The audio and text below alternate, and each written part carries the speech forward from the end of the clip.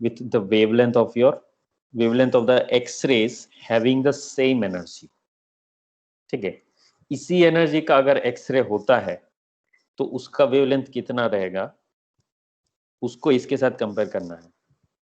ठीक है, तो मैंने ऑलरेडी आंसर्स आपको यहाँ पे लिख दिया है, दे दिया है, तो आप ट्राई कीजिए अपने आप and you see what answer you are getting. ठीक है, I will just give you one hint that you can use, because I mean it's very easy to see that it is given the kinetic energy. तो kinetic energy का formula हमको पता है कि p²/2m होता है।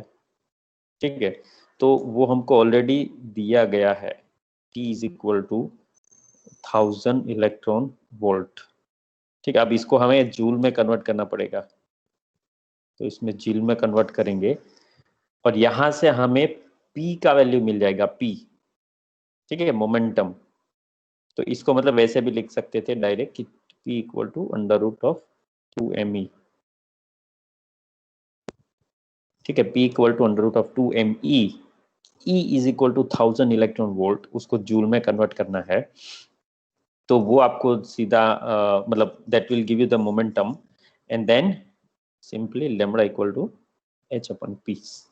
सिंपल है, तो you just plug in the values of this momentum P, what you are obtaining from here.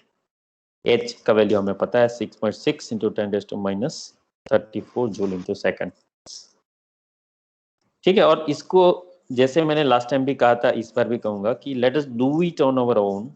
ठीक है, डायरेक्टली बुक में से देख के मतलब इट डजंट मेक सेंस, वो it will not help you much. तो आपका प्रैक्टिस होना चाहिए, तो वो नहीं हो पाएगा। ठीक है, तो आप अपने आप ही कीजिए एंड ये मतलब सिंपल है, इसमें तो करना कुछ है ही नहीं। ये 1000 EV है, उसको जूल में कन्वर्ट कर दो और उसको यहाँ पे रख दो तो मोमेंटम मिल जाएगा, और मोमेंटम यहाँ पे रख दो h/p, तो that will give you the wavelength. बहुत सिंपल है। तो आपका आंसर होना चाहिए 0.39 एंगस्ट्रॉम।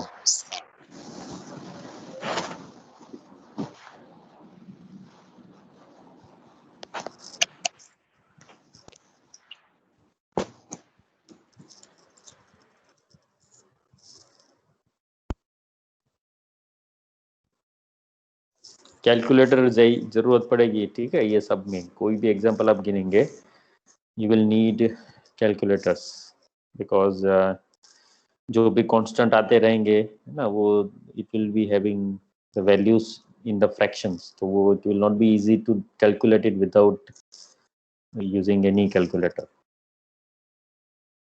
जैसे यहाँ पे मास है, ठीक है, तो मास ऑफ इलेक्ट्रॉन लिखते हैं कि भाई 9.1 इंटू 10⁻31 kg। तो इसके लिए भी कैलकुलेटर चाहिए, वो कैलकुलेटर के बगैर कुछ नहीं होगा, कोई भी एग्जांपल नहीं हो पाएगा। हाँ, सिवाय के ऐसा कुछ एग्जांपल है कि भाई जिसमें easily you are able to just predict the answer, तो वो शायद हो पाएंगे, लेकिन ज्यादातर सभी एग्जांपल में you will need a calculator. Okay, सबका आंसर आ रहा है 0.39 एंगस्ट्रॉम? हाँ सर, आ रहा है। Yes sir. ओके, तो 0.39 एंगस्ट्रॉम सबका आंसर आना चाहिए। और जैसे आगे भी मैंने अभी बताया था, ऐसा देखो, किसी को थोड़ा टाइम लग सकता है, किसी को जल्दी भी हो सकता है। ठीक है, या किसी का नहीं भी हो सकता है, ऐसा भी पॉसिबल है। तो don't worry, you just follow this instructions, it will happen on its own. Okay, तो अगर आपका आंसर आ चुका है 0.39 एंगस्ट्रॉम, तो अभी उसको कंपेयर करना है the result with the wavelength of X-rays having the same energy. अब इसको आप बताओ कैसे करेंगे, कि हमें वेवलेंथ निकालनी है किसकी, एक्स-रेज की वेवलेंथ निकालनी है। तो एक्स-रेज, ठीक है, तो E इक्वल टू hc/λ। ठीक है, तो ये भी सिंपल ही है, कुछ नहीं करना है इसमें। Lambda equal to hc/E, hc/E।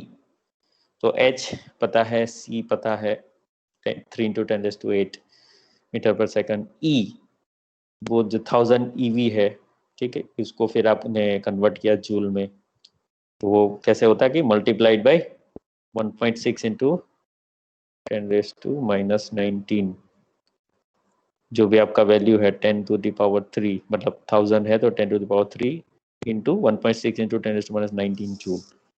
तो वो यहाँ पे रख दो, H का वैल्यू है, C का वैल्यू है, तो ये आपका वैल्यू निकल जाएगा।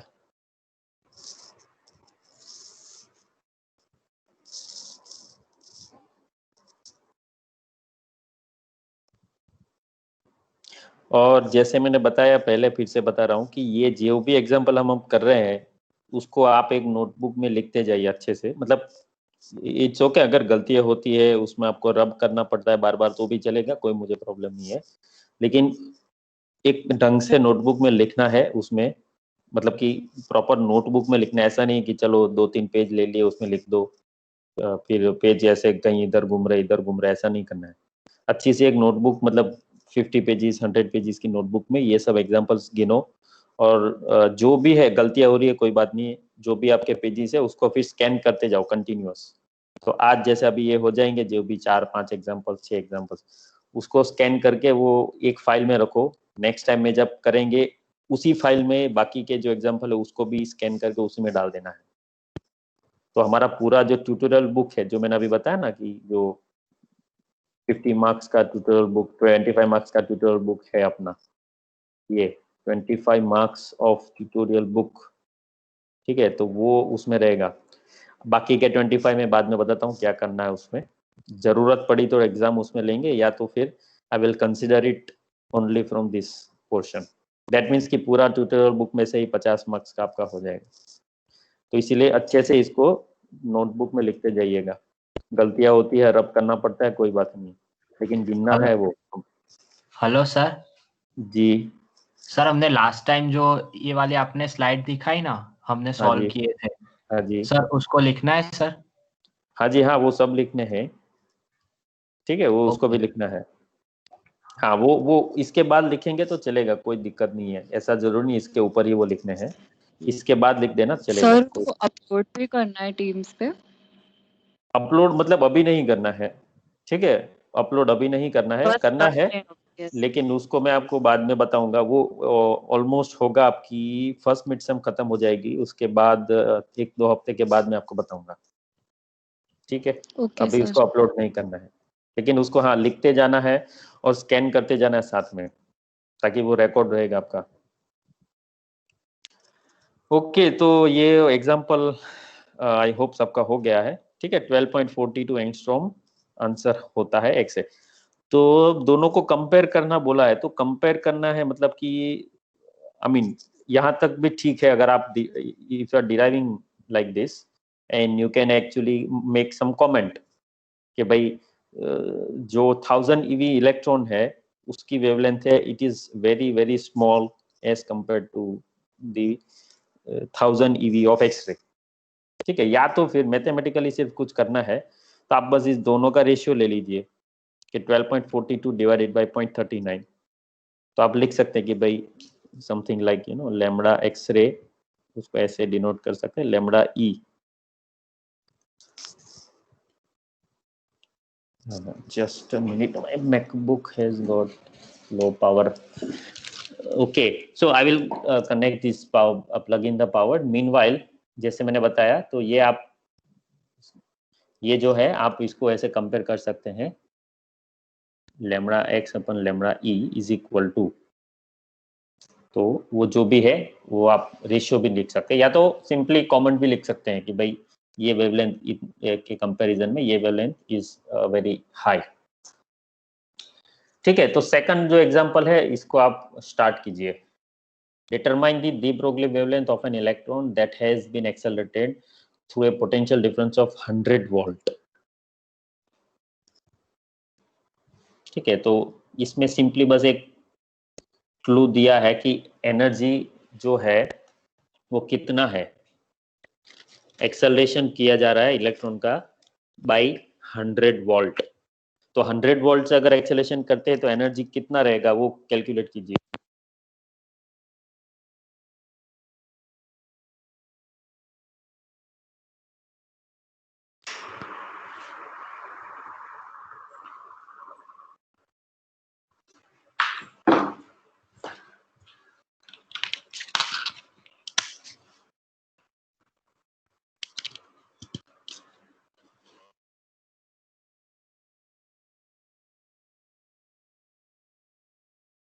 होगा 100 EV, है ना। लास्ट क्लास में हमने जो बताया था कि 1 EV का मतलब ये होता है कि 1 वोल्ट के एक्सेलरेशन में जो एनर्जी गेन होता है वो 1 EV होता है। तो 100 वोल्ट में जो एनर्जी गेन होता है वो होगा 100 EV। ठीक है, 100 EV। तो एनर्जी आपके पास है और उससे आपको p²/2m सिंपली सेम फिर से वही करना है, मोमेंटम निकल जाएगा यहाँ से और यही फॉर्मूला लगाना है, तो वो वेवलेंथ यहाँ से मिल जाएगा, या 1.128 एंगस्ट्रॉम।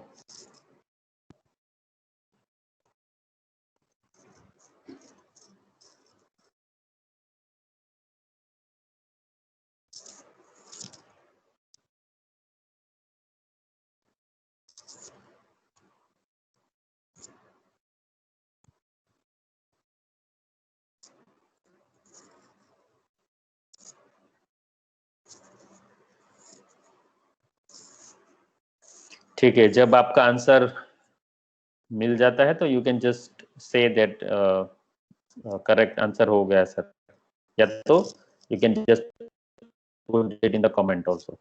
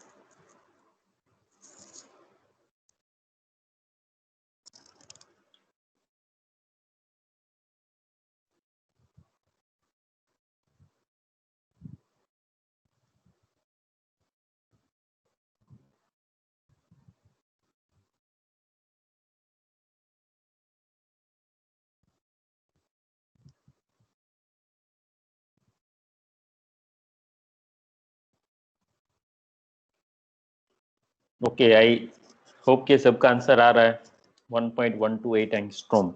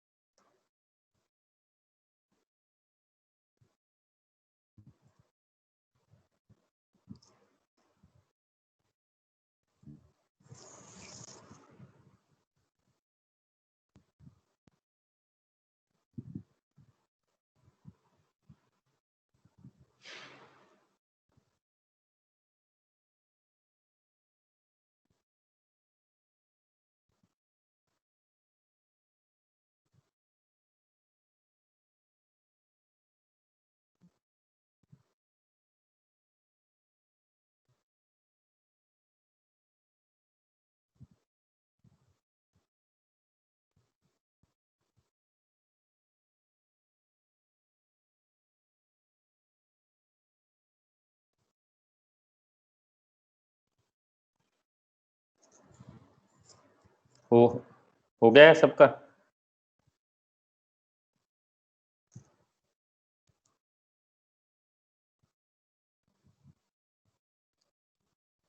$12.27 एंगस्ट्रॉम। सर 1.22 आ रहा है। ठीक है, चलो, it's okay, it will B थोड़ा बहुत 1 प्लस और minus digit is okay, but it should be of the order of 10 to the power -1। ये क्या है कि 11 इंटू सॉरी, इट इज 1.128 है। तो जैसे किसी ने अभी लिखा ना 12 पॉइंट है किसी का, तो वो महेश कुमार जी, हाँ, आप देखिए, चेक करिए अपना आंसर। आंसर 1.2 के करीब होगा या 1.1, so it will be between 1.1 and 1.2। ठीक है, सो जिसका नहीं आ रहा है तो you just verified once again. ठीक है, तो हाँ, जिसका अब नहीं आ रहा है तो वो आप इसी को कंटिन्यू कीजिए, कंप्लीट कीजिए। अब जिसका आंसर आ चुका है वो आगे वाला एग्जांपल देखे। ठीक है, देखो आगे वाला एग्जांपल में क्या दिया हुआ है, बस इसको पढ़िए। और मैंने ये थोड़ा ये एग्जांपल में नहीं है, ये क्वेश्चन में नहीं दिया, ये तो मैंने बस आपको एक हिंट दिया हुआ है, ये वाला क्वेश्चन।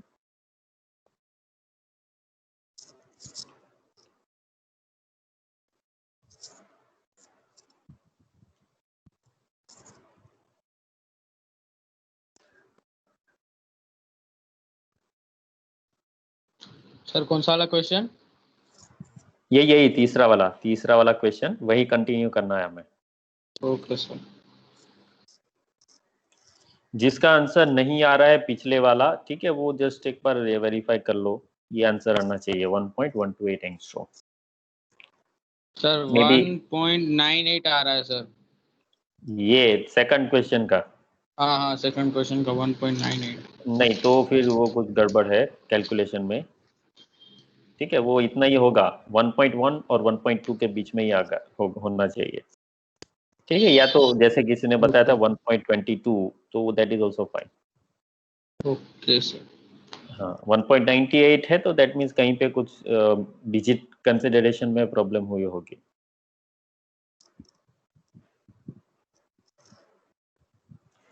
ठीक है, नेक्स्ट जो है that is from the electron scattering experiment, जो हमने अभी देखा था ना आगे, वो JP Thomson Davisson and Germer experiment, उसकी कॉन्टेक्स्ट में ये एक्सपेरिमेंट है। ठीक है, हालांकि उसमें कोई मैथमेटिकल हमने एक्सप्रेशंस देखा तो नहीं है, बट हम लोगों को यही कंसेप्ट यूज करना है जो अभी हम लोग किए हुए हैं, lambda equal to h/p।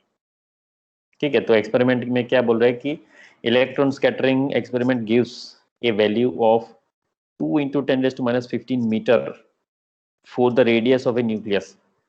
Estimate the order of energies of electrons used for the experiment. Use relativistic expressions.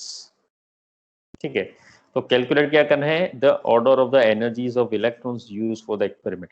तो if you remember the experiment, तो एक्सपेरिमेंट में क्या था कि from left hand side you have simply this electron beam which is accelerated and which is falling upon the gold foil, और उसका diffraction हो रहा है। तो हमें क्या दिया गया है, we are being given the scattering जो वैल्यू जो अपना न्यूक्लियस है, मतलब एक्चुअली ये थोड़ा मिस्टेक हो यहाँ पे है, it should be atom actually. तो अपनी जो एटम का जो साइज है उसके रेडियस के ऊपर ये वैल्यू दिया गया हुआ है। तो उसमें जो रेडियस ऑफ द एटम है, so that is given to you, radius r is equal to 2 × 10⁻15। ठीक है, तो दैट इज द रेडियस।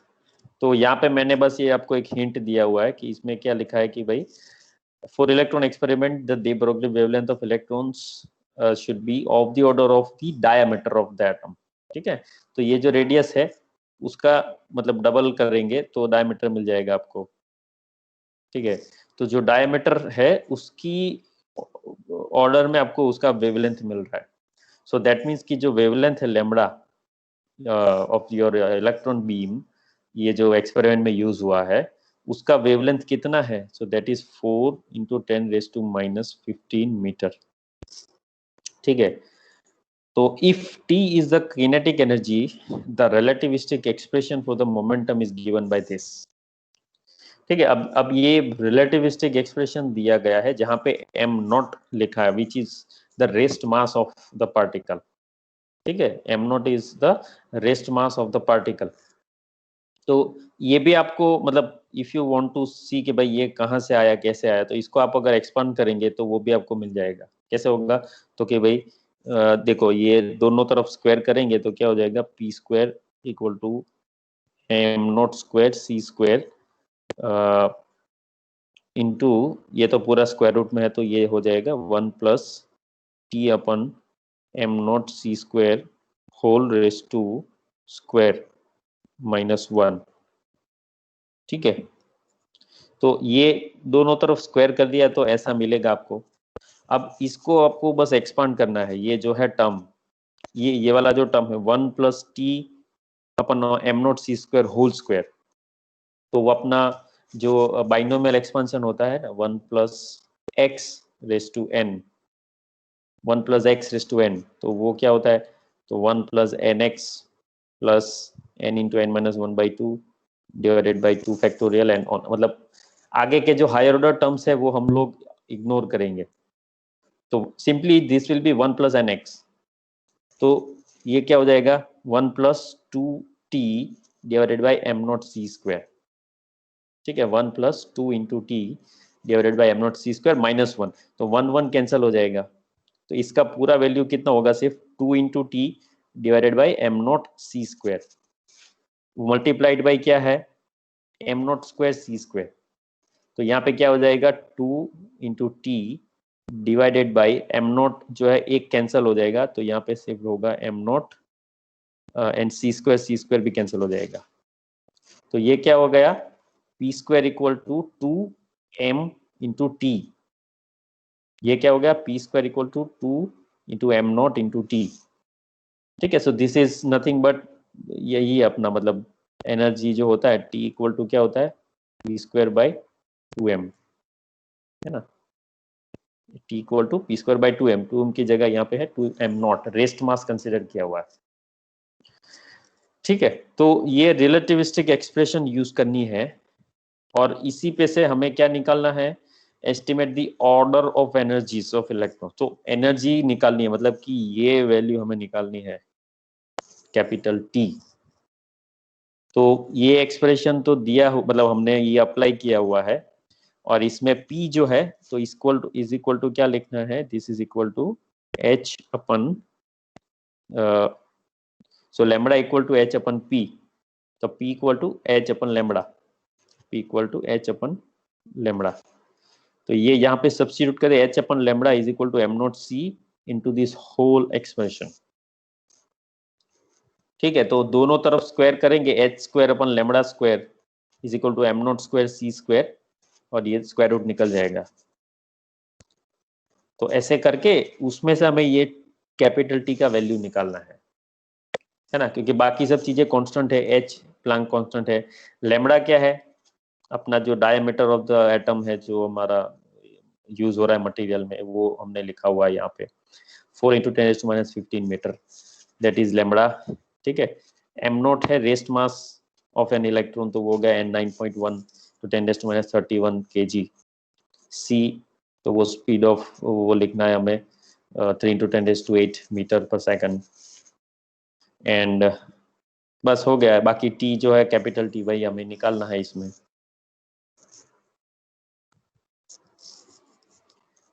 ठीक है, सो ये आप करिए, कैलकुलेट करिए and let me know what answer you are getting.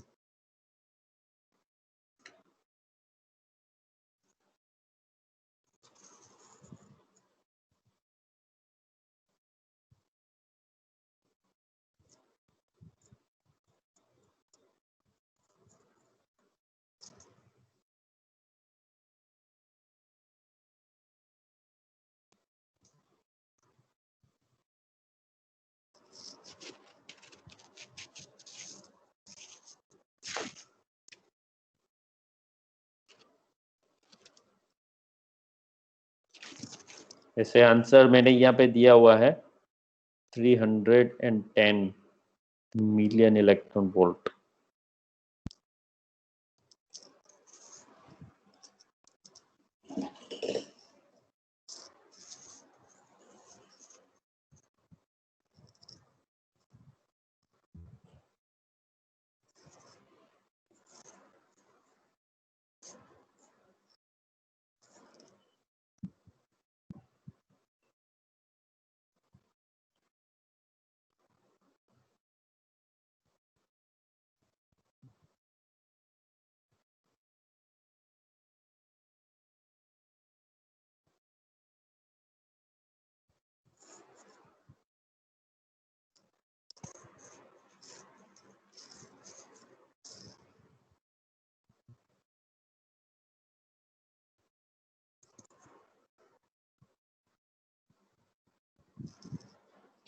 ये कैलकुलेशन में थोड़ा टाइम लग सकता है ना, because it has some lot of mathematical terms where you may need to take the square root और स्क्वायर, और उसको सिंप्लीफाई करना पड़ेगा कैपिटल टी का वैल्यू निकालना है तो।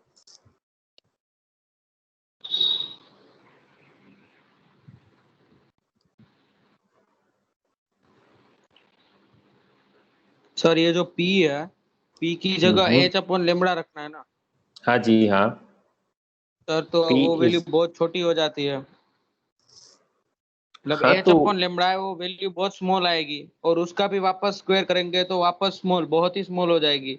और फिर ये जो -1 है वो बराबर के मतलब इक्वल साइन के उस साइड ले जाएंगे तो +1 होगा, और +1 प्लस मतलब बहुत ही छोटी टर्म है, मतलब छोटा नंबर है, तो वो 1 ही होगा ना उसके इक्वल, तो मतलब। लेकिन वो छोटा नंबर भले ही हो, लेकिन जब टी का वैल्यू निकालने जाएंगे तो शायद वो 1 हो जाएगा, तो फिर बड़ा हो सकता है ना नंबर।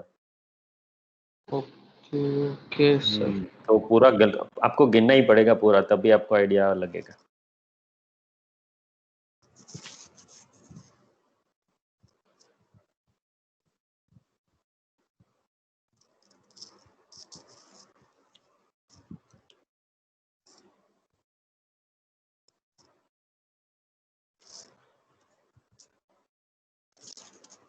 Hello sir. हाँ जी। सर ये पी एच अपन लैम्बडा से निकालना है ना, हम्म तो लैम्बडा की वैल्यू तो नहीं थी।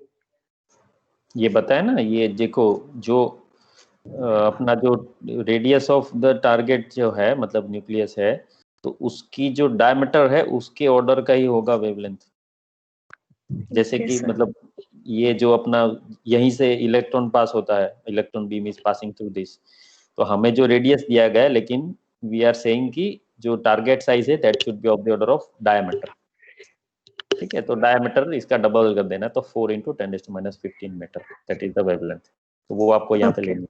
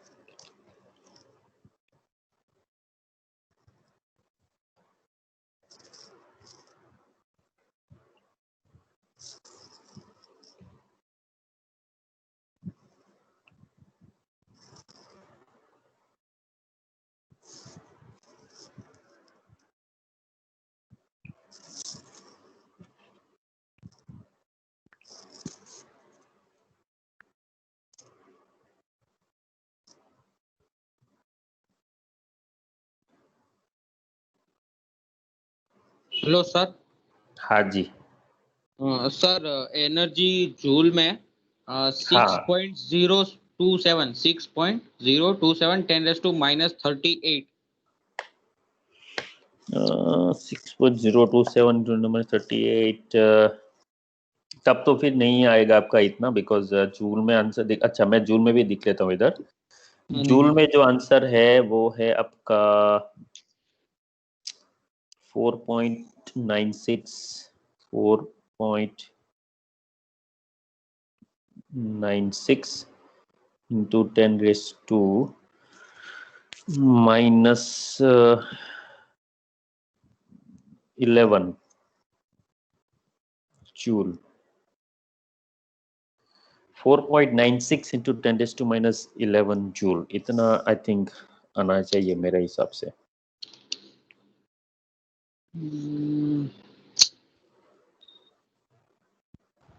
हाँ सर, उतना ही आ रहा है.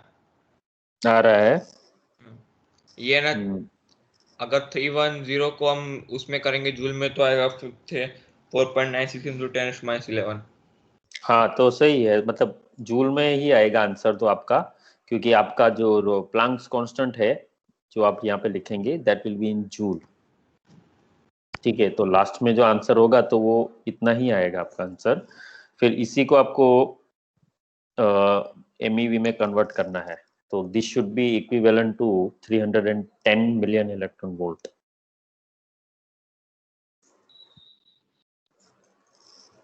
हालांकि ये थोड़ा लेंथी है पर आएगा जरूर, क्योंकि इसमें जैसे मैंने बताया ये सब थोड़ा सिंप्लीफाई करने की जरूरत पड़ेगी. PH के इक्वल टू एमला यहाँ पर लिखा है, तो एक तो पहले स्क्वायर करना पड़ेगा. h square upon lambda square is equal to m0 square c square into this whole term. ये स्क्वायर रूट है तो वो निकल जाएगा. तो फिर उसमें से भी हमको क्या बोलते हैं कि ये टर्म को सेपरेट करना पड़ेगा पूरा, 1 plus t upon m0 c square whole square का स्क्वायर. तो इसको पूरा सेपरेट करने के बाद उसमें से t का वैल्यू निकालना है. तो लेंदी है थोड़ा क्वेश्चन तो, लेकिन ये मेथड वही है कि मान लो अगर इसकी जगह पे मैं एग्जाम में अब ये होता है कि भाई ये value is different, it is different, let's say it is 6 into 10 raised to minus 13 metre. ठीक है, और आपको उसका एनर्जी निकालना है कि कौन सी एनर्जी हो सकती है जो आपने यूज की है, इलेक्ट्रॉन की एनर्जी कितनी हो सकती है ये एक्सपेरिमेंट में. तो मेथड तो यही रहेगा. इसमें रिलेटिविस्टिक एक्सप्रेशंस यूज करने हैं, है ना, because it is accelerated with very high value. क्योंकि आप देखिए ये बहुत ही हाई वैल्यू है. This is 310 million electron volt. It's very high energy.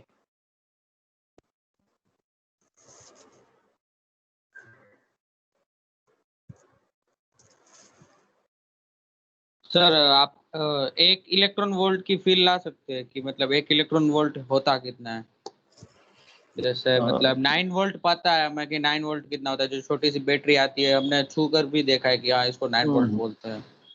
तो वैसे 1 इलेक्ट्रॉन वोल्ट की फीलिंग आ सकती है एग्जांपल के. 1 इलेक्ट्रॉन वोल्ट फीलिंग मतलब क्या आप अपने आप पर्सनल फीलिंग की बात कर रहे हैं कि उसको कैसे हाँ फील मतलब एक होता है? होता है ना कि एक समझ आ जाए कि हाँ एक इलेक्ट्रॉन वोल्ट कितना होता है.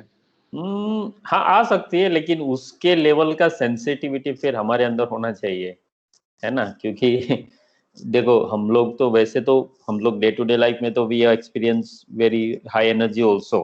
कि for example you are driving a bike, तो वो कितनी स्पीड से जा रहा है तो उसमें भी कितनी मतलब एनर्जी, फोर्स इनटू डिस्टेंस करेंगे तो कितना मतलब ये होगा आपका जो एक्सपीरियंस ऑफ जो क्या बोलते हैं जूल में जो होगा, तो जूल में होता है तो वो तो बहुत ज्यादा होता है.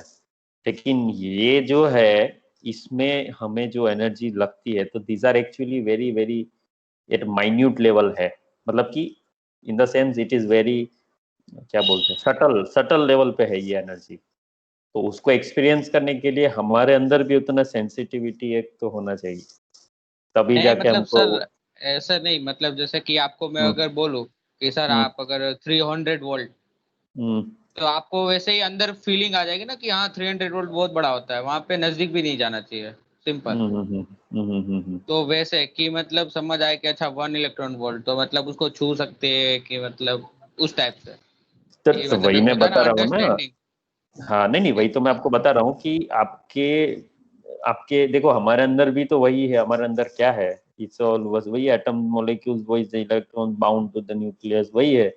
उसको रिलीज करने के लिए भी ईवी में ही एनर्जी चाहिए, तो हमारे अंदर वो ऑलरेडी है, पर वो हमें फील नहीं होता है बिकॉज हमारा उतना सेंसिटिविटी ही नहीं है. We cannot I mean we are not that sensitive enough to feel that much level of energy, है ना. It is almost like कि चलो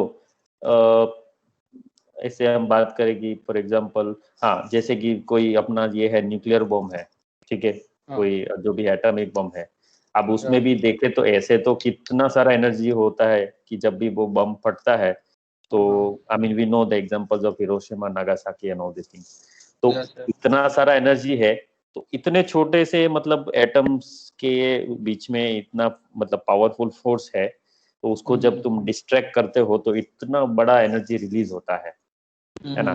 तो वो लेवल पे जाके हम लोग फील तो तभी हो पाता है ना कि जब हम अपने आप को इतना सेंसिटिव छोटा कर पाए कि हम उसको भी फील कर पाते, वो एनर्जी को भी फील कर पाए.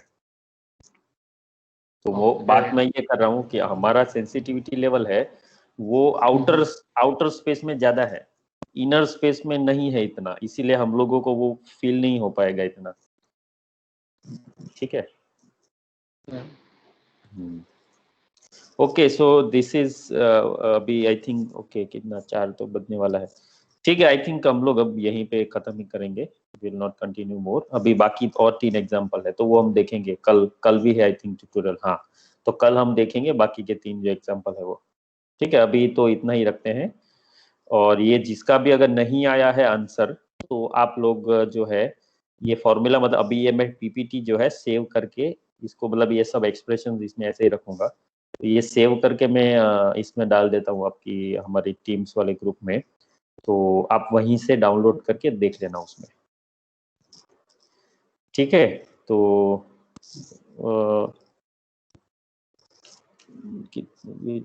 बाकी और इसमें आई थिंक और एक टॉपिक रह गया है लेकिन वो हम कल ही देखेंगे. जो हमने ये जो भी देखा कि with the help of single slit experiment the way we have derived these uncertainty relations, तो ये uncertainty relation बाकी variables के लिए भी होता है. एनर्जी एंड टाइम है फॉर एग्जांपल ये वाला, फिर होता है एंगुलर मोमेंटम वाला एक एक्सप्रेशन रहता है, ये वाला angular momentum and angular position, तो वो भी हम कल देखेंगे. ओके, सो ये आप देख लेना, पीपीटी में मैं डाल दूंगा उसमें ग्रुप में. और आंसर अगर आपका नहीं आ रहा है तो आप वेरीफाई कीजिए, ठीक है, और आपको अगर कुछ है क्वेश्चन तो आप पूछ सकते हैं. ओके, सो अभी कितना बजा 3:50 है, तो किसी को अगर कुछ पूछना है तो you can ask, otherwise we will end this session.